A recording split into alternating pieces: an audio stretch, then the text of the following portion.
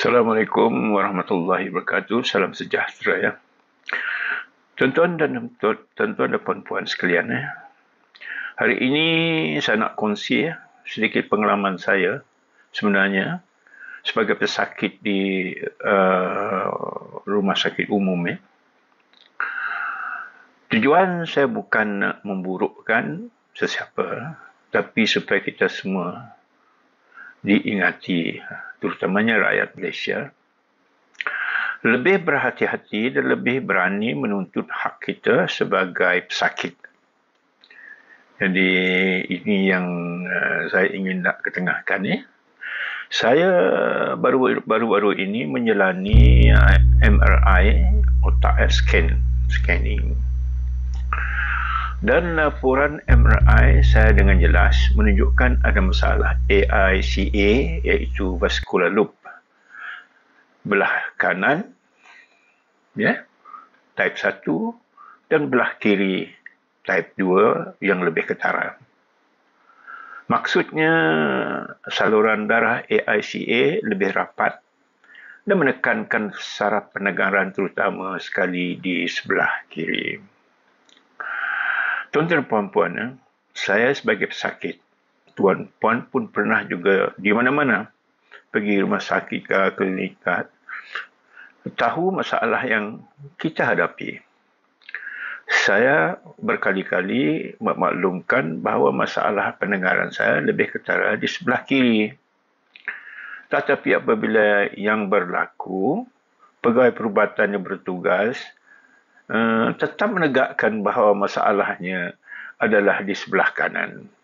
Kerana mereka hanya berpegang pada tafsiran mereka sendiri, bukan laporan MRI sepenuhnya. Saya kecewalah sebab itu ya.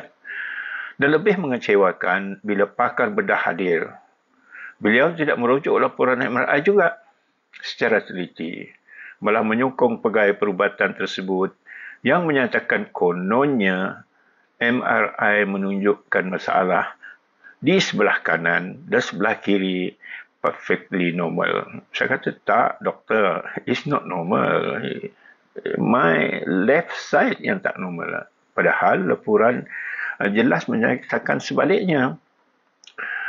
Saya bangkitkan, kenapa tidak rujuk juga ujian desibel yang sebelum ini saya jalani untuk bandingkan dengan dapatan MRI. Itu lebih adil dan menyeluruh. Tetapi jawab mereka, ujian desibel tak penting.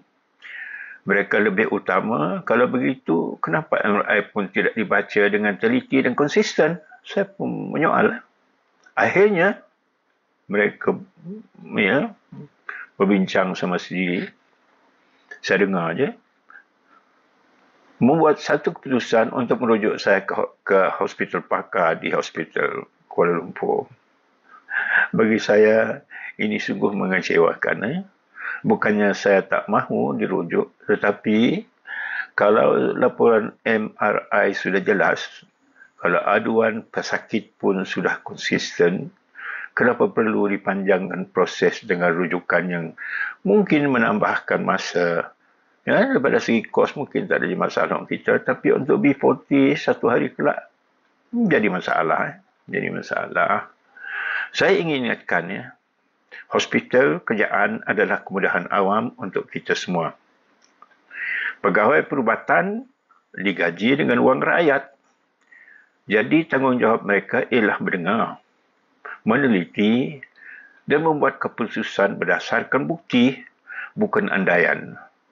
Jangan sampai kita rasa dipinggir oleh seolah-olah suara pesakit ini tidak penting ya. Di negara maju, healthcare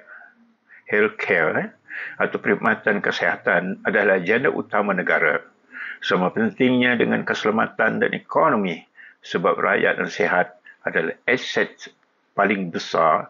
Kalau rakyat sakit, negara pun akan lemah. Jadi oleh itu, tuan-tuan dan puan-puan, saya nasihat kepada semua ya, kita baik pesakit luar ataupun yang datang duduk di hospital di mana-mana lah. Bila anda berjumpa doktor, berterus teranglah tentang masalah kesihatan anda.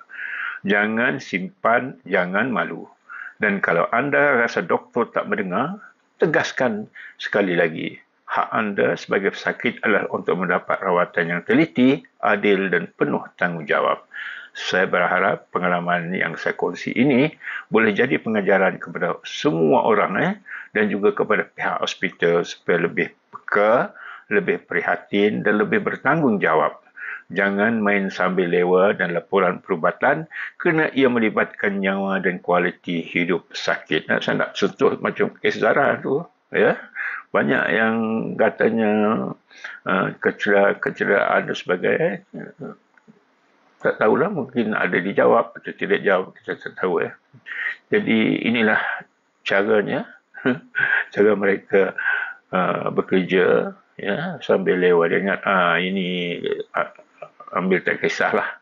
Jadi saya, rakyat Malaysia, mengharapkan standard lebih tinggi kerana kita semua berhak untuk menerima perkhidmatan kesihatan yang berkualiti. Tuan-tuan dan puan-puan, sila like, komen, share dan subscribe. Assalamualaikum warahmatullahi wabarakatuh.